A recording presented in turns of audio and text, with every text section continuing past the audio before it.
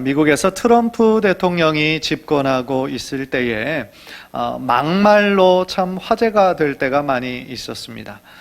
특별히 어떤 여성을 비하하는 말이라든지 특정 인종을 좀 차별하는 말이라든지 이민자를 배척하는 말이라든지, 그래서 그가 던진 어떤 편견의 말로 인해서 나라가 통합이 되기보다는 오히려 더 양분되는 그런 안타까운 일이 많이 생겼음을 경험을 하였습니다.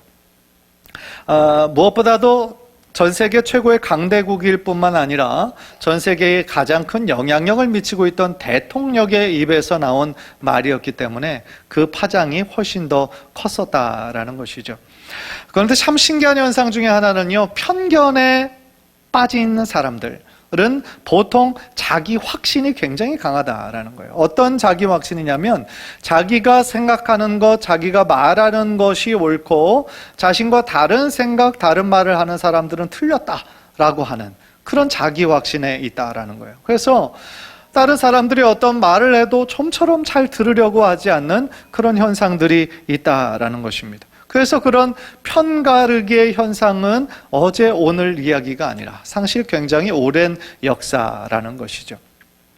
재미있게도요, 오늘 본문에서도 2000년 전에 예수님께서 사역했을 그 당시 유대라고 하는 조그만 땅에서도 이런 현상들이 있었다라는 거예요. 오늘 본문은 표면적으로만 보면은요, 빌립이 자신의 친구 나다나엘을 주님께로 이끄는 장면인데 조금 더 깊게 생각을 하면 한 편견에 사로잡혀 있던 한 사람이 자신의 편견을 깨트리고 참 진리이신 예수님께로 나오는 장면을 우리들에게 설명하고 있다라는 것이죠. 그래서 오늘 본문을 통하여서 하나님께서 우리들에게 말씀하시는 것은 무엇일까요? 우리들로 하여금 무엇을 깨닫기를 원하실까요? 오늘 말씀을 통하여서 우리가 경청하는 가운데 우리 안에 있던 여러 가지 편견들이 사라지고 하나님을 향하여 더 진리로 가까이 나아가도록 믿음으로 결단하는 은혜의 시간 되시기를 주님의 이름으로 간절히 축원합니다. 오늘 본문에서 첫 번째로 깨닫는 것은 뭐냐면요, 우리들 모두가 편견에서 자유롭지 못하다라는 거예요. 그 말은요, 우리들 모두 어떤 종류의 편견들이 있는데 어떤 사람에 대해서 혹은 어떤 지역에 대해서 혹은 어떤 인종과 어떤 나라 등에 대해서 우리들만의 편견이 있을 수 있다라는 거예요. 그 편견은요, 다른 사람들과 이렇게 대화를 하는 가운데서도 나타날 수 있고 또 그 사람을 대하는 우리들의 태도에서도 드러날 수 있다라는 거예요. 단지 우리가 편견이 있다라는 사실을 우리 스스로가 잘 인식하지 못하고 있을 뿐이에요. 왜냐하면 우리들 다 자기중심적이거든요. 사실은 부인할 수 없는 사실이에요. 우리들 다 자기중심적이에요. 그러니까 생각하는 기준이 다 자기중심인 것이요. 그러니까 다른 사람의 단점은 아주 기가 막히게 잘 보여도 내 자신의 흠은 잘 보지 못하는 이유가 바로 그 이유 때문인 거예요. 오늘 본문 속에서도요, 한 편견을 가지고 있던 사람이 나와요. 그 사람의 이름은 나다나엘이었어요. 오늘 본문의 시작은 예수님께서 빌립을 만나시고 빌립을 예수님의 12제자 중에 한 사람으로 부르시는 장면이에요. 그리고 45절을 보면 빌립은 그의 친구로 보이는 나다나엘을 초대하는 그런 일이 나옵니다. 그런데 여러분, 나다나엘은 누구일까요? 공관복음에는 나다나엘이란 이름이 나와 있지 않아요. 요한복음에만이 나다나엘이 나오는데요, 재미있는 것은 예수님의 12제자 중에 한 사람 바돌로메라는 사람이 있습니다. 그런데 공관복음 마태, 마가, 누가를 보면 이 빌립이 나올 때 바돌로메가 같이 언급이 되는데요, 이 요한복음에서는 바돌로메가 등장하지 않아요. 그 대신 나다나엘이 나오죠. 그런데 늘 바돌로메든지 나다나엘이든지 빌립과 함께 나오고 있다라는 거예요. 따라서 오늘 본문의 나다나엘은 예수님의 나중에 12제자가 된 바돌로메구나 라고 생각해도 큰 무리가 없을 거라는 생각이 들어요. 이 나다나엘이요, 가졌던 편견이 있었는데 그 편견이 뭐냐면 빌립에게 했던 말 가운데 고스란히 드러나고 있어요. 46절을 보세요. 나다나엘이 이르되 나사렛에서 무슨 선한 것이 날 수 있느냐. 어떤 지역적 편견을 가지고 있었어요. 그런데 문제는 나다나엘만 가지고 있었던 편견이 아니었다라는 거죠. 당시 유대 지역에 있는 많은 사람들이 그 나사렛, 그 갈릴리, 그 지역을 생각할 때에 가난하고 또 못 배우고 험하고 거친 그런 지역으로만 생각했다라는 것이죠. 그래서 그 지역에서 무슨 선한 사람, 무슨 훌륭한 사람이 나올 수 있겠어? 말도 안 돼. 이렇게 생각하고 있었다라는 것이죠. 그래서 있잖아요. 요한복음 7장 52절을 보니까 이 니고데모라는 사람이 예수님을 좀 두둔하는 그런 말을 하니까 바리새인과 서기관들이 니고데모에게 이런 말을 하거든요. 요한복음 7장 52절 보세요. 그들이 대답하여 이르되 너도 갈릴리에서 왔느냐? 찾아보라. 갈릴리에서는 선지자가 나지 못하느니라 하였더라 라고 그래요. 따라서요, 이 지역적인 편견, 갈릴리, 나사렛에 대한 이 편견이 그들 모두에게 보편적으로 가지고 있었다라는 거예요. 따라서 자신의 친한 친구 빌립이 나다나엘에게 우리가 정말 그토록 기다리던 메시아를 내가 만났어 라고 얘기를 했음에도 불구하고 나다나엘은 에휴, 나사렛에서 무슨 선한 것이 날 수 있겠어? 그러니까 그의 지금까지의 지식에서 아는 한 나사렛에서 어떤 선지자도 없었고 어떤 훌륭한 사람도 없었다라는 거예요. 그러니까 빌립이 말하는 그 예수란 사람도 그저 그런 별 볼 일 없는 사람으로 간주해버리고 말았다라는 것이죠. 그런데요, 나다나엘이 정말 몰랐던 것이 있어요. 그게 뭔지 아십니까? 예수님께서는 나사렛에서 태어나신 것이 아니에요. 어디에서 태어나셨습니까? 베들레헴에서 태어나셨잖아요. 그래서 당시에 유대 모든 사람들이 갖고 있던 믿음이 하나 있었는데 미가 선지자가 오실 메시아는 베들레헴에서 태어나실 것이라고 분명히 예언했거든요. 다윗의 후손으로 오실 메시아가 베들레헴에서 태어날 거다라고 하는 그런 믿음은 다 있었는데 지금 이 나다나엘은 이 예수님을 나사렛 예수라고 부르잖아요. 그 출신이 나사렛이다라는 것을 근거로 이 베들레헴에서 태어난 것은 모르고 있었다라는 것이죠. 이처럼 편견이 생기는 현상들을 보면은요, 이런 특징들이 있어요. 전체가 아니라 부분만 바라보고 있다는 거예요. 부분만 알면서 자신이 가진 그 지식이 전체인 줄 알고 확신하기 때문에 편견에 사로잡히게 되는 거예요. 사실 나다나엘의 그 지역적인 편견을 오늘 우리말로 한번 좀 바꿔보면, 야, 그 시골 깡촌에서 무슨 훌륭한 사람이 나올 수 있겠어? 그렇게 생각하는 것과 똑같은 거죠. 그런데 생각해 보세요. 우리가 어떻게 그것을 확신할 수 있습니까? 그 사람이 정말 태어난 곳이 깡촌이고 뭐 전기도 안 들어오는 지역이었다고 해서 그 사람 훌륭한 사람이 나오지 못할 법은 없다라는 것이죠. 사실 미국에서도 가장 험하고 거친 지역 중에 하나가 뉴욕의 할렘이라는 곳이거든요. 그 뉴욕의 할렘 지금은 많이 좋아졌지만 그전에는 낮에도 그 동네를 잘 못 돌아다닌다고 그랬어요. 왜냐하면 워낙이나 험하고 범죄가 많고 흑인들이 많이 산다는 사람들의 그 선입견, 편견이 아주 있었기 때문이에요. 그런데요, 뉴욕 할렘 출신 정치인들이 굉장히 많이 나왔어요. 그러니까 무슨 얘기냐면 아무리 자기가 태어난 곳은 가난하고 힘든 지역이었다 할지라도 자신의 어떤 노력으로 말미암아 그것을 극복해내는 사람이 굉장히 많이 있잖아요. 그런데 우리들의 편견으로 인해서 그러한 것들까지 부정하는 경우가 얼마나 많이 있느냐는 거예요. 사실 편견을 말하면 이런 지역적인 어떤 출신에 대한 그런 편견뿐 아니라 인종에 대한 편견도 사실은 이 세상에서 굉장히 많이 일어나고 있죠. 어떤 정도의 차이는 있겠지만 우리들 안에서도 뭐 중국 사람은 어떻고 일본 사람은 어떻고 뭐 흑인은 어떻고 하는 어떤 편견을 우리가 가지고 있을 때가 많아요. 그것이 심하면 인종차별주의로 가는 거예요. 미국 사회 같은 데서만 사실 인종차별이 심한 것이 아니라 우리 한국 사회에서도 인종차별이 심하다는 이야기를 들었어요. 안타까운 얘기죠. 그러니까 백인들에게는 유독 관대하고 동남아시아인들 같은 경우는 우리가 자꾸 밑으로 보려고 하는 경향들이 우리들의 마음에 있는 거예요. 그래서 말과 태도에 있어서 전혀 다르게 대한다라는 것이죠. 안타까운 것이죠. 또한 어떤 사람에 대한 편견이 참 변하지 않을 때가 있어요. 그러니까 그 어떤 사람 한 30년 전에 내가 만나서 내가 나에게 어떤 실수를 했거나 그런 것들은 계속 기억하는 거죠. 그래서 그 사람이 아무리 변하고 훌륭한 사람이 되었어도 아유, 그 사람은 안 될 사람이야. 낙인을 찍는 경우가 우리들 삶 가운데 일어나는 경우가 있는 것이죠. 사랑하는 성도 여러분, 정말 중요한 것이 있어요. 그게 뭐냐면 우리들 모두 불완전하다라는 거예요. 이 자리에 또한 이 말씀을 듣는 사람들 중에 완전한 사람은 단 한 사람도 없는 거예요. 우리들 모두 실수가 많고요, 연약한 사람들이에요. 따라서 우리도 나도 틀릴 수 있고, 나도 다르게 생각했구나, 잘못 생각했구나 라는 것을 겸손히 인정할 수 있는 마음을 지니는 것이 중요하다라는 거예요.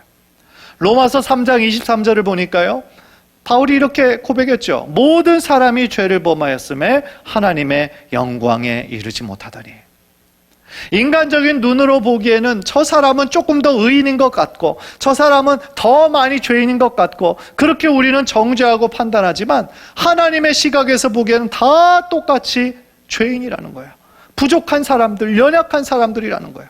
그러니까 이 말은 다른 말로 고백하면 우리들 모두가 다 하나님의 은혜가 필요하다는 거예요. 우리들 모두가 하나님의 자비하심이 필요하고, 하나님의 은혜 아니면 이 자리에 설 수 없는 사람들이 바로 우리들이라는 것이죠. 따라서요, 우리가 정말 명심해야 될 거, 우리들 모두 연약함이 많고 실수가 많은 그러한 사람들이다라는 거예요. 그래서 다른 사람을 나의 편견으로 말미암아 정죄하거나 판단하는 거, 그리고 자꾸 편을 가르는 거, 그건 하나님 보시기에 옳지 않은 일이라는 거예요. 오히려 자꾸 편을 가르기보다는 다른 사람들의 허물과 죄가 보이거든 사랑으로 품어주고 용납해주고, 더욱더 우리가 주님 안에서 예수 그리스도의 보혈 안에서 하나가 되기 위해 더욱더 노력하고 기도하는 저와 여러분 되시기를 주님의 이름으로 간절히 축원합니다. 그런 면에서요, 이렇게 어떤 편견에 빠져있던 나다나엘에게 빌립이 행한 방법은 너무나 지혜로운 거예요. 말로 정죄하거나 판단하지 않았어요. 이 빌립이 나다나엘에게 한 것은 단순히 와보라, 초대한 것 뿐이었어요. 그것이 이제 제가 두 번째로 말씀드리고 싶은 포인트인데요, 46절을 한번 다시 한번 보세요.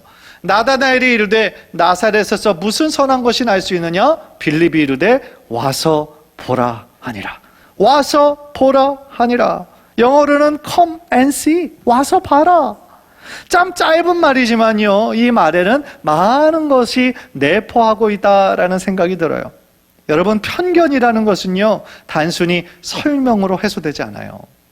어떤 상대방의 설명을 잘해준다고 해서 완전히 해소가 되지 않아요.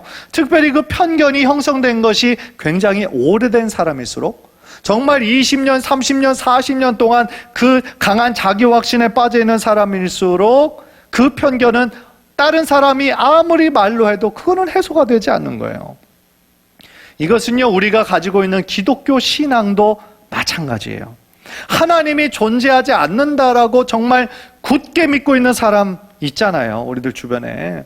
그런데 우리가 그 사람에게 하나님 살아계셔, 우리가 아무리 성경을 들어서 설명하고 논리적으로 이성적으로 잘 설명한다고 해도요, 그 사람 자기 확신을 가지고 있는 사람과는 논쟁이 돼요, 논쟁이. 우리가 논쟁에서 이겼다고 할지라도 그 영혼이 하나님께로 돌아올 수 있는 확률은 많지 않아요. 그게 무슨 얘기입니까? 우리는요, 그 사람의 마음까지 돌이킬 수 있는 능력이 우리들에겐 없다라는 거예요. 따라서 가장 좋은 방법은 뭐냐면, 빌립이 나다나엘에게 진리를 설명하려 한 것이 아니라 그의 손을 이끌고 와서 보라 라고 한 것이 굉장히 지혜로운 방법이다라는 것이죠. 직접 보고, 직접 듣고, 직접 체험해 보라는 거예요. 여러분들 생각해 보세요. 진리는요, 단순히 듣는 것이 아니에요. 진리는 우리가 보고 듣고 체험할 수 있는 것이어야 된다는 거죠. 그래서 빌립은 자신의 어떤 말보다도 가장 강력한 거, 그것이 바로 진리이신 예수님을 직접 만나게 하는 거, 그리고 자신은 그런 통로가 되는 거, 그것이 가장 지혜로운 방법이라는 것을 알고 그렇게 실천하고 있었다라는 것이죠. 옛말 속담에 백문이 불여일견이다라는 말이 있어요. 무슨 뜻인지 여러분 잘 아시죠? 100번 듣는 것보다 한 번 보는 것이 훨씬 낫다는 거예요.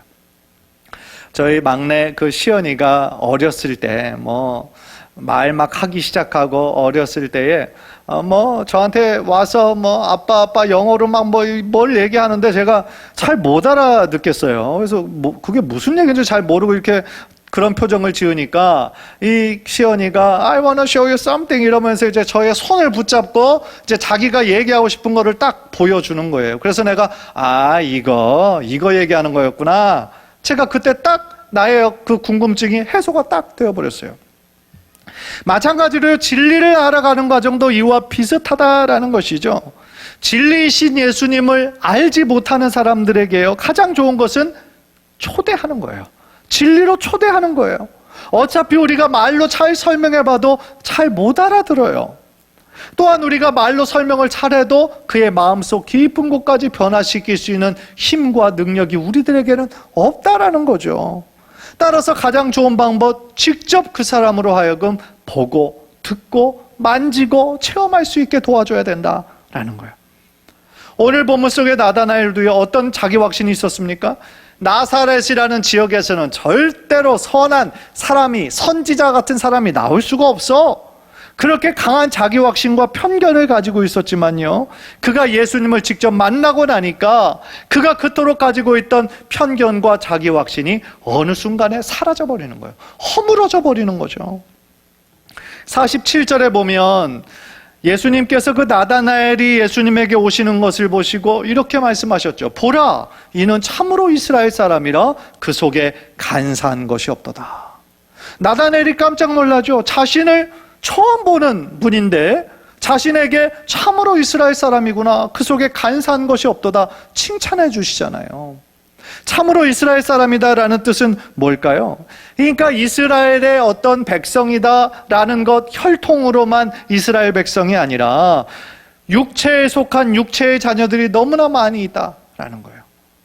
그러니까 바울도요, 로마서 9장 6절에서 8절을 보면 이렇게 얘기하거든요. 이스라엘에게서 난 그들이 다 이스라엘이 아니요 또한 아브라함의 씨가 다 그의 자녀가 아니라 오직 이삭으로부터 난 자라야 내 씨라 불리리라 하셨으니 곧 육신의 자녀가 하나님의 자녀가 아니요 오직 약속의 자녀가 씨로 여기심을 받느니라 그랬어요. 즉 나다나엘이 육신에 속한 자녀가 아니라 하나님의 약속의 자녀임을, 믿음으로 태어난 이삭으로부터 난 자임을 선포해주고 계셨다라는 것이죠. 그러니까 이 나다나엘이 비록 참 진리이신 메시아이신 예수 그리스도를 그때까지는 깨닫지 못했지만 그 속에 메시아를 대망하고 소망하고 기도하는 믿음의 사람이었다라는 것을 예수님께서는 알고 계셨다라는 것이죠.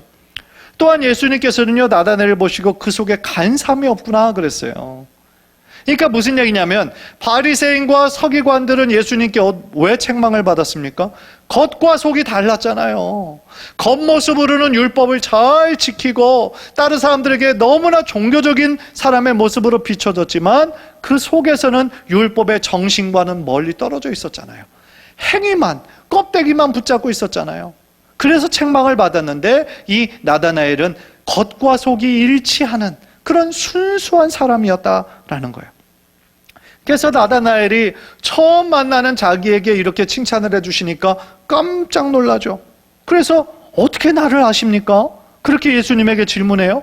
그랬더니 예수님께서 뭐라고 말씀하시냐면 빌립이 너를 부르기 전에 네가 무화과 나무 아래 있을 때부터 나는 알고 있었다. 그렇게 말씀해 주시죠. 그러니까 이 말씀을 통해 예수님의 하나님 되심, 예수님의 신성이 드러나는 것이죠. 무엇보다 중요한 것은요, 나다나엘이 무화과 나무 아래 있을 때 뭘 하고 있는지 예수님이 맞추셨다가 중요한 것이 아니라 예수님께서 나다나엘을 훨씬 그 이전부터 알고 계셨다라는 것이 더 중요하다라는 것이죠.